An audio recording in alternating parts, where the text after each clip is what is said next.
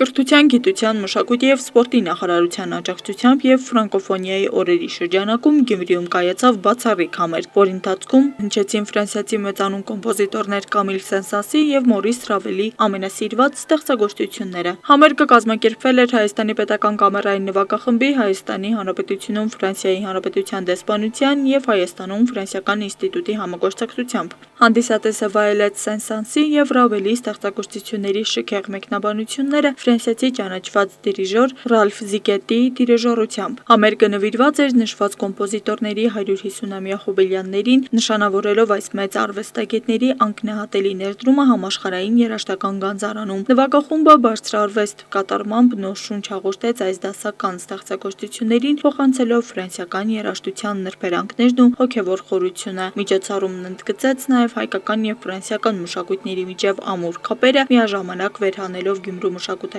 կենսունակությունը։ Ֆրանկոֆոնիայի օրերի շրջանակում անցկացվող նման միջոցառումները կարևոր դեր ունեն հայ-ֆրանսիական բարեկամության ամրապնդման և մշակութային երկխոսության զարգացման գործում։ Հայաստանի պետական կամերային նվագախումբը ներկայացնում է Մորիս Ռավելի և Կամիլ Սեն-Սանսի հոբելյանների նվիրված համերգ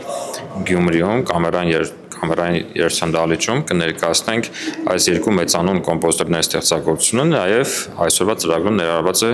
Ժյուլ Մասների և Շարլ Ազնավուրի ստեղծագործությունները։ Ունենք շատ լավ դիրիժոր Ֆրանսիայից Ռալֆ Զիգետին, ով արդեն երկրորդ անգամ է համագործակցում կամերային նվագախմբի հետ, եւ այսօր կներկայացնենք Սեն-Սանսի